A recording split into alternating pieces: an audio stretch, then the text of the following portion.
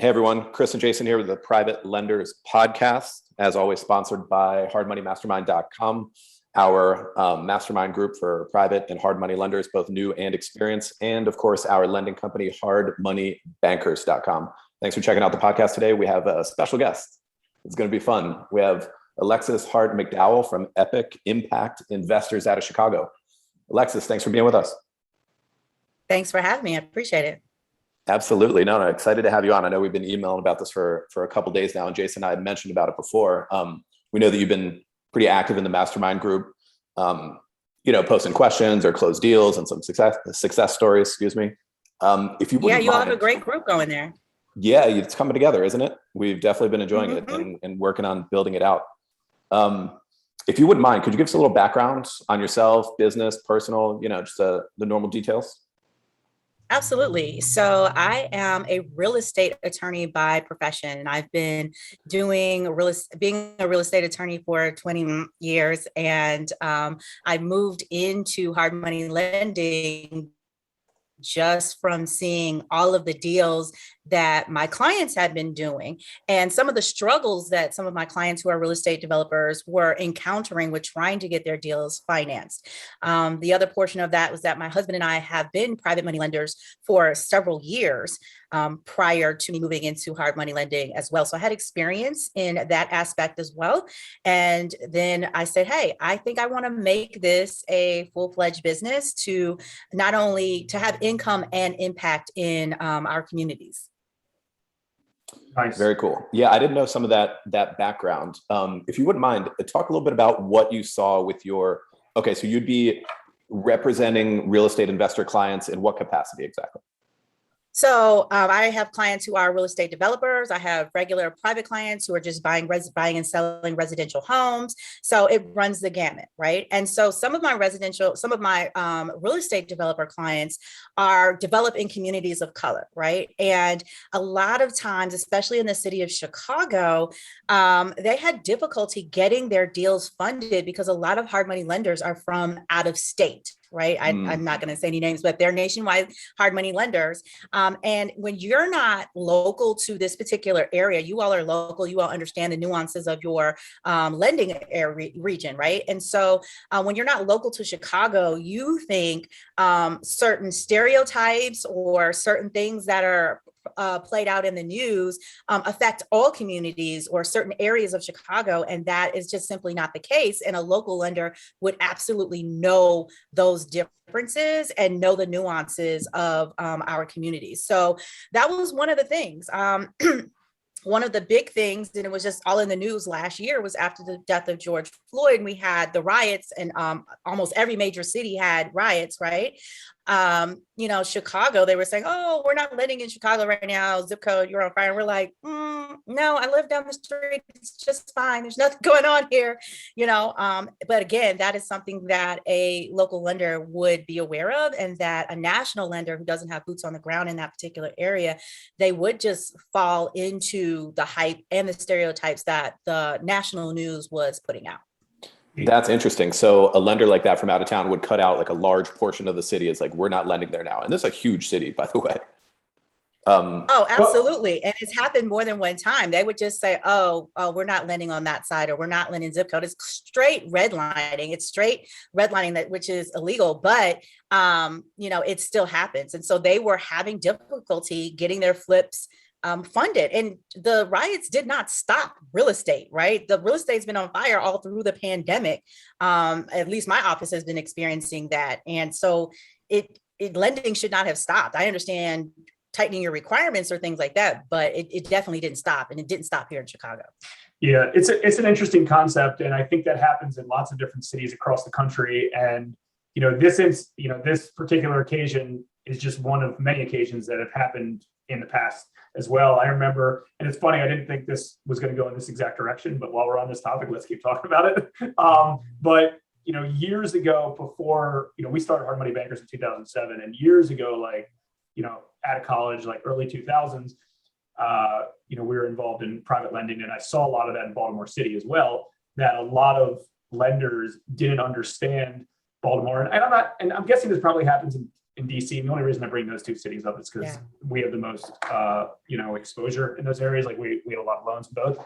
But I did see that in Baltimore City as well. And the out-of-state lenders just didn't know. You don't know what you don't know. And, I do understand that kind of side of things. It's like, we don't know. And, I remember back in the day, there wasn't as many national lenders as there are now. Now they're everywhere, right?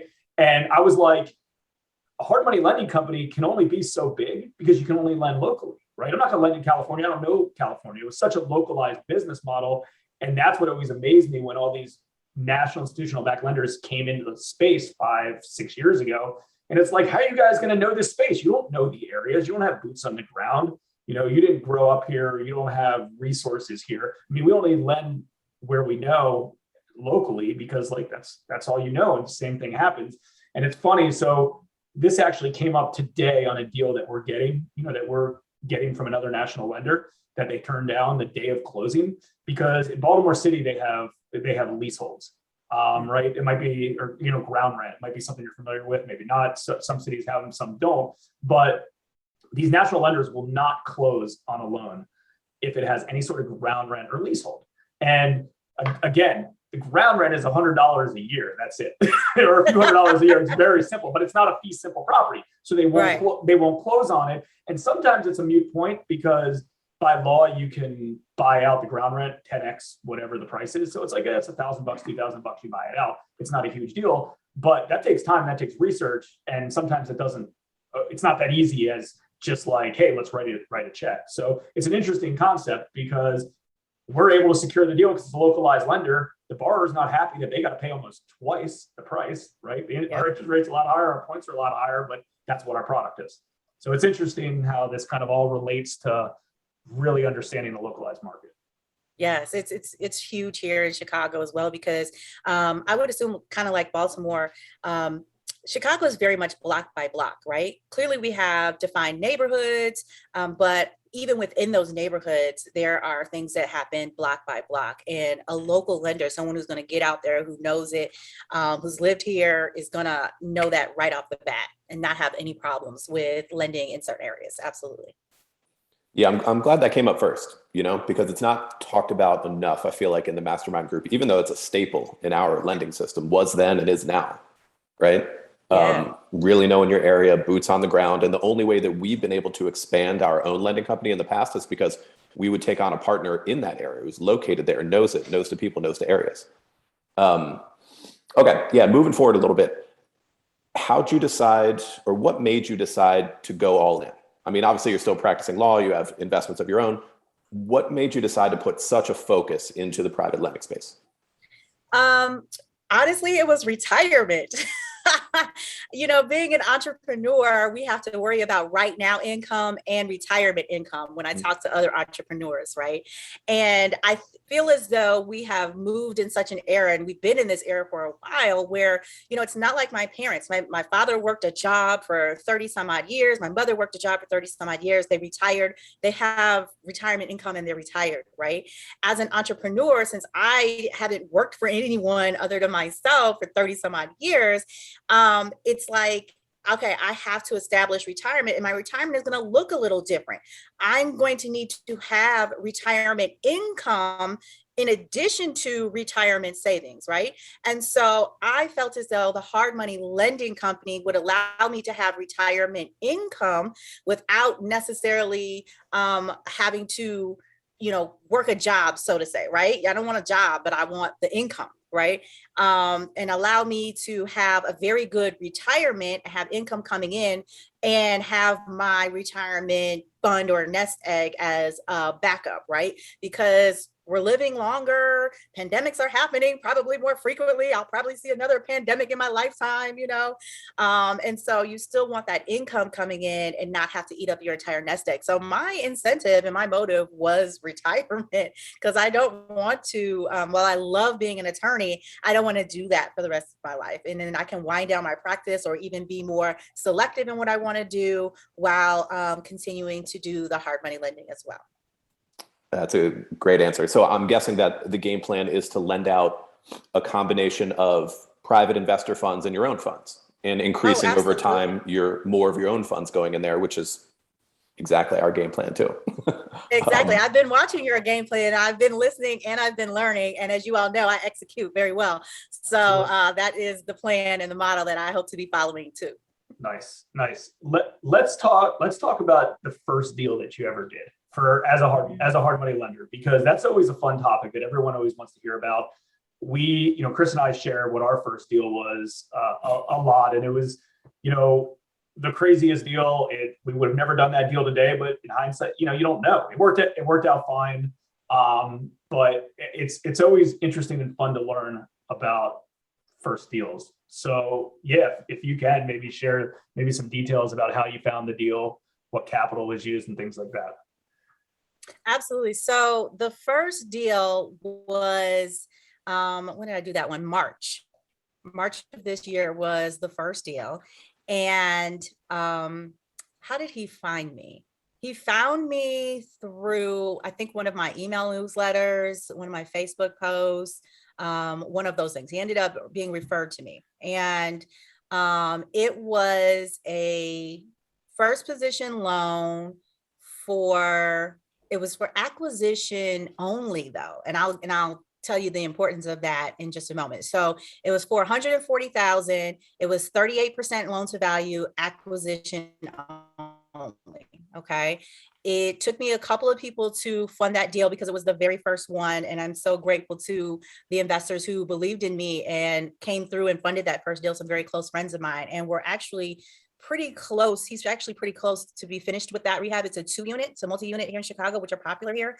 And so the next couple of months, that should be on the market. And I think I just got a text from him yesterday saying that he had a contract will come in on that before it even hits the market, I think by the end of this week. So that's exciting. So anyway, by the end of the year, that should be done, right? So the first deal was clearly the most nerve-wracking one. And I think I was emailing you all and you were so responsive, got that closed. And I learned a lesson. So as I mentioned, it was acquisition only on that one, right? And then because they're, with the real estate market being so hot, people have to close on their deals really fast right now. And the national lenders, they take much longer than the time that's needed to just get these deals done, right? So these developers, they want to have one in the hopper all the time.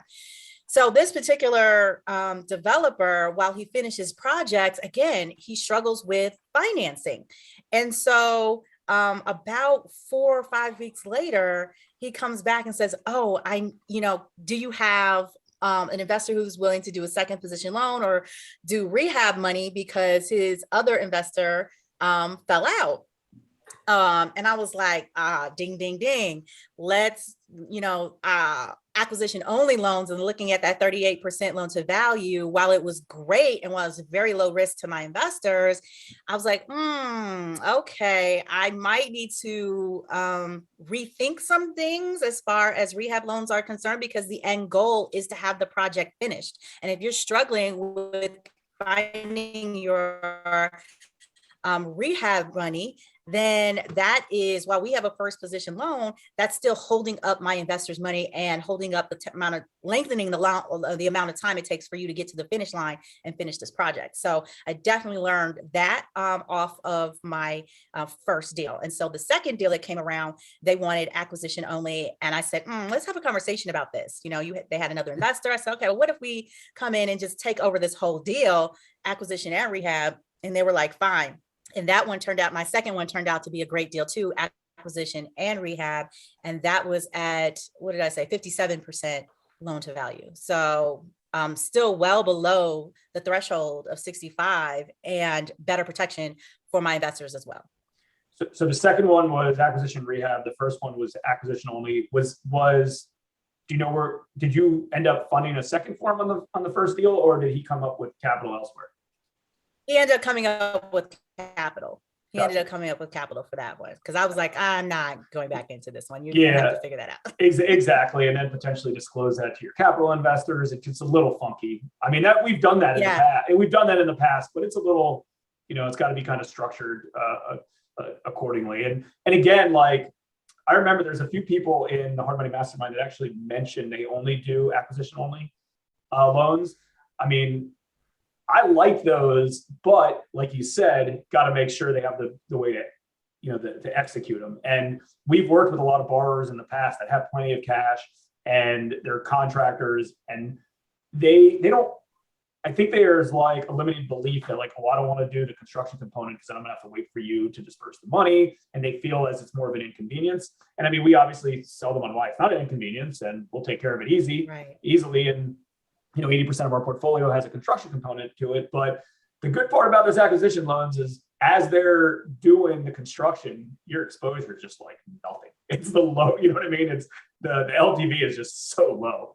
So as long as they can execute and they start the work and they continue to work and they have the capital for it, I mean, it's great. Yeah, that is a common scenario though, where people just want the acquisition money and they often have their own funds. And so they don't want to pay interest on our loan when they have the cash anyway. And it's like, that's great, right?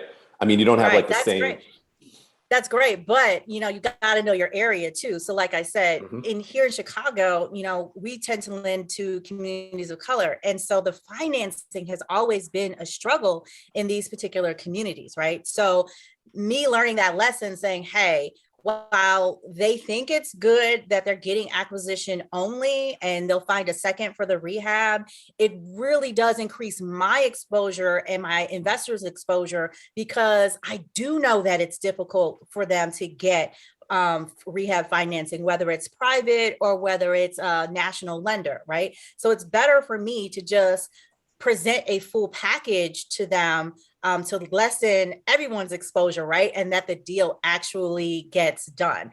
And to your point about the paying the interest, right? This second loan, I had to really, really work through it because they were currently finishing up a project. And so they were paying interest on that one. And I did not want to overload them knowing that, hey, they're probably going to have a lot of difficulty paying this interest payment because this interest payment is acquisition and rehab, right? So I don't want to cannibalize any other deals that are going on, any other investors, because the end goal is to get these projects done, right? So we increased his percentage point, right? So instead of 13.3, he paid 14.3, but we gave him 3 months of deferred payment, right? So his payments did not start for 3 months. And my investors were completely fine with that because, again, they buy into the vision and the model of this type of community investing. So he is able to finish up his other project, continue to pay on that loan, not fall behind, not have money to start this first one, and doesn't have to make his monthly payments for 3 months, which is a huge deal in this particular model. And like I said, my investors were more than happy to do that, and they were getting an extra point anyway. Exactly, and those points and then the deferred interest just gets paid off on the back end. Exactly. Exactly, because as you all know, the interest doesn't change, right? So it's still just gonna, however long it takes is how long it takes. That's how much interest you're gonna get. We're just deferring when you have to pay it. That's all. Yeah, and that's the beauty of this lending model in general is you can make the rules and figure out what makes the most sense.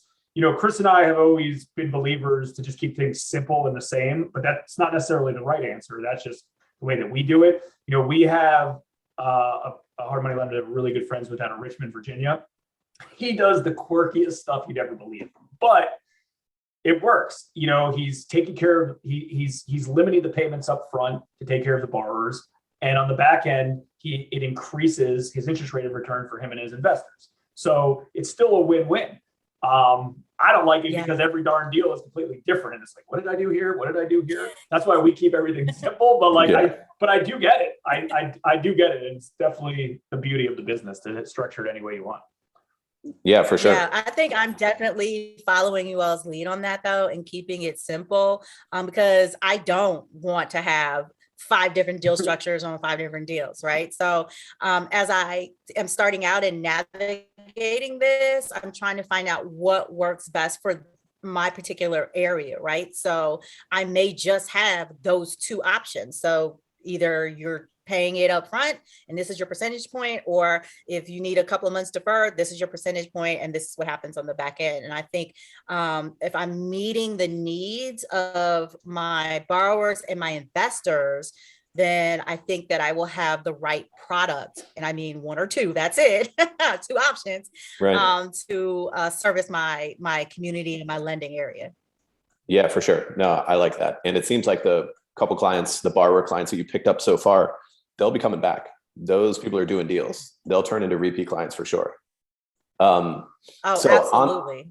on that note, moving forward a little bit, ideally, what would you want your lending business to look like, maybe 2 years down the road in terms of loan volume, team, systems, however you envision it?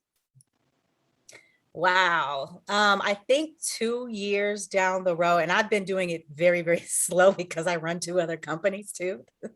So I think 2 years down the road, I would love to have probably between 7 and 10 million out. I think we can do that in about 2 years, between 7 and 10 million. I think that would be great. I think that would position me as a very top lender here. I think that's a reasonable goal. Absolutely, that is. You can definitely hit that. Cool. 2 years down the road, that'd be what, maybe 50 units outstanding, something like that? Yeah, I think that could work. Mm-hmm.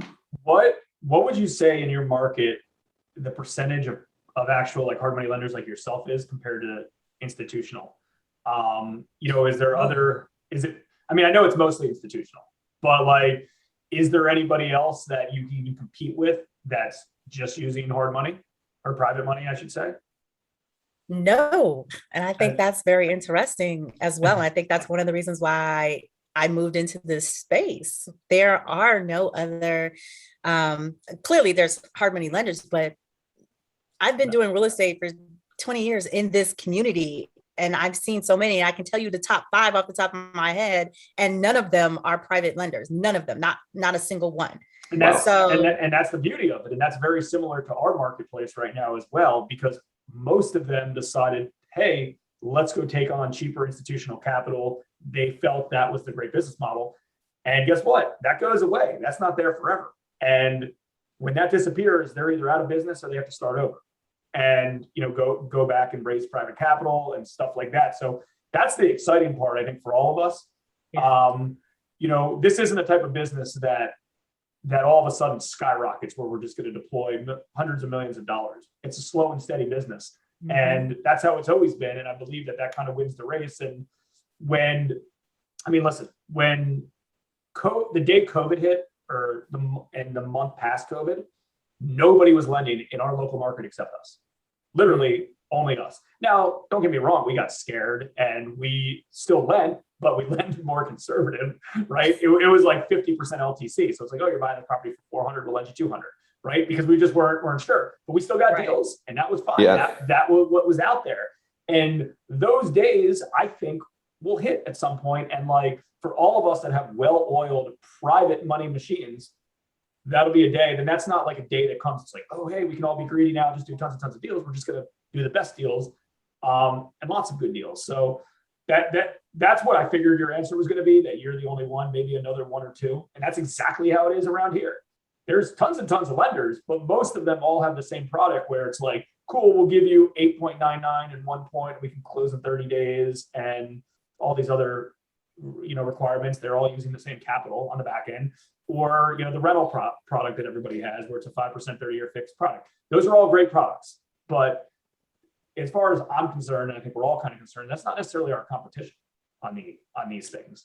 So it's definitely not. And I think that you hit a lot of good points there, because one, being local, I can close faster. This second deal I closed under 48 hours. I raised $210,000 in 45 minutes. 45 minutes, I raised $210,000, closed it in under 48 hours. There is not a national lender who's going to do that, right? I just had a client literally close the other day. They were starting to finance it through a national lender. They were like, oh, we need another, 30 days or whatever. And they were like, nah, we got to close. So they closed it cash, right? And now they're working on their rehab money. So that quick closing means everything nowadays. And the other thing is that's slow and steady, right? That's one of the things that rung true with me with you all's story. And it works perfectly for my goal of having this through retirement, right? Because I'm not trying to make this a $50 million company in the next year, right? I've got another, decade or decade and a half before retirement, and you all starting this when the market collapsed last time. As you all know, I started this company in the middle of COVID, right? Literally last year in 2020, and did the first deal in March of 2021. And so, where COVID was still high, right? And so we're just now in the fall, just now trying to get back to normal. So this does work in any type of market, and it's not a race to the bottom either, as far as what I need to do to get deals done. So it works for me in a lot of different ways. Yeah, totally. I mean, there's nothing for the time being, there's nothing wrong with us being a plan B for a lot of developers. Like if they can get this money and it's cheaper, go for it. If you need something quick at these terms, we're here for you. And there's nothing wrong with putting out that messaging. And we also throw in our partners and originators. Like we don't hesitate to tell people that, like, look, get that money while you can. If it's there, go for it. It won't be there forever. We will. Maybe later on we're plan A again. We used to be plan A, we turned into plan B. And then with the market change, we'll likely be plan A again at some point. And you and us will be very well set up when that happens. And in the interim, it's not bad either, right? We've maintained our volume, even with all this like crazy cheap over leveraged money out there. We've maintained our volume throughout because we win on marketing for sure. And then also just on, like you said, on speed. Yeah, on speed and flexibility. Nobody can beat the speed of a local lender. That is 100% the selling point. Yeah, for sure. On the marketing side, how has that come along? What have you been doing? What are your, campaigns like? Like where do the calls come from? Oh my goodness. So marketing is probably my biggest struggle, not because I don't know how to do it. It's just because, as I mentioned, I run 2 other companies. So I don't always have the time to do what I'm supposed to be doing with the marketing. And you all are very clear on what I should be doing. It has definitely been word of mouth. So I do have an email newsletter, right? So it transitioned smoothly. Me being a real estate attorney, I already had a list of clients that I would start to market to and get them to join my other list. It was very difficult in COVID because a lot of things that we would do in person, a meetup, all of that, I have not been able to do not one single in-person anything to kind of launch the company, introduce myself, whatever. But my background and my reputation as a real estate attorney has naturally brought people my way, right? So I do send out a weekly newsletter. For example, at the end of the month, September 30th, I'm having a webinar to educate capital investors, right? Because you only fund deals as fast as the amount of investors that you have available to market to, right? So I am having a webinar to kind of educate them, let them know about hard money lending, investing, and all of that at the end of the month. So I kind of do webinars, educational things, anything that I can do via social media, I definitely do. And that kind of helps with my investors. Now, the deal side, getting that word out, I think I am now going to actually have to have something in person to kind of touch the real estate developers out there. So that they know that we're another viable option for them. But outside of sending emails and newsletters, it's just word of mouth. I mean, that consistent email broadcast weekly will take you far. Like that's part of the snowball of this whole thing, of capital, of clients, of everything else, is that list. So you're not slacking off in marketing at all if you're doing weekly newsletters. And did I pick up that you're doing that both on the capital investor side and on the potential borrower side? Oh, yes.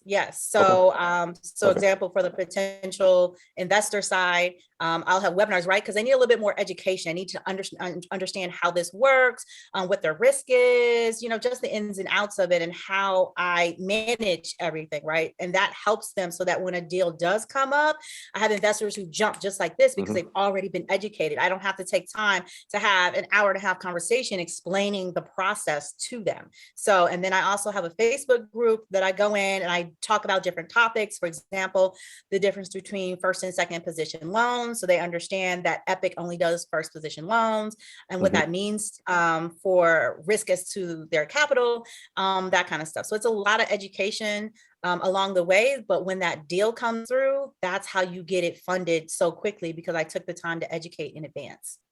Yeah, and in addition, you're also going to have success stories going out soon because you have loan payoffs coming, some new loans closing, loans being paid off. Put out that, here's a before and after kind of thing. Here's the interest rate return that came in during the loan term. And that goes a long way when they see other people in the game earning the interest and all of that, getting out successfully, and it just makes them ready for the next one. Yes. Thank you for that tip. I forgot. I do have this one coming that I kind of need to advertise for, and I haven't been doing a good job of that. But that's social proof, right? That's what brings more people into you. So I'm definitely going to pick that up. Exactly. And the same on the other side with borrowers. It's like, hey, this was a loan I just funded for a borrower, just like we just had this conversation about. Like, it's the same thing, right? It's like, I just funded this borrower. He only wanted acquisition only money.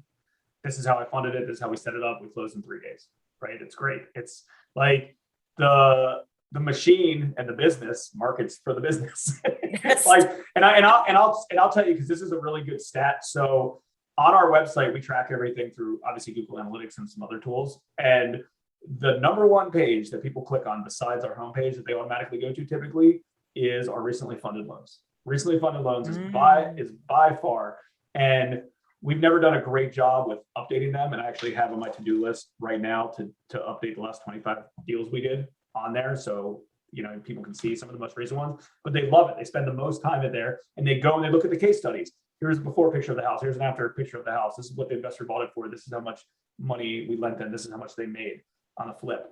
Like, it's, for some reason, people are super attracted to that.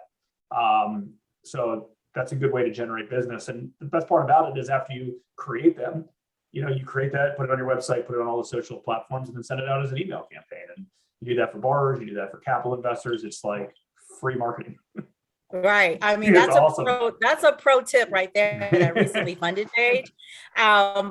Like you, I do have a recently funded page, but I need to update it. So I have not put these last 2 deals on there, and I need to do that ASAP. Yeah, no, it's interesting. That's where people gravitate to. So we No, I was just gonna say, it's easy to see that your snowball is forming, and it's gonna start moving quick. A couple closed deals, capital at the ready, your marketing going out. This is gonna happen quick. Like, next time we jump on video, something like that, maybe, I don't know, 6 months to whenever it might be. I think you're gonna have a lot to report, and that's pretty exciting. You're in an exciting place right now. Oh goodness, Chris, are you trying to tell me my retirement is going to come much sooner than I envisioned? I can't promise it, but it's starting to look that way. Good deal. No, I definitely appreciate you taking the time. You want to let people know where they can find you, reach out to you, website, mastermind, stuff like that? Absolutely. So on the web, we're at epicimpactinvestors.com. We have everything on our website, so you can go there. I am hosting a webinar at the end of the month on September 30th at 7 p.m. Central Standard Time for capital investors to kind of understand this type of passive real estate investing. So they're welcome to join us there. We're on Instagram and Facebook at Epic Impact Investors as well. And I do have a Facebook group for those who are interested. So thank you for that.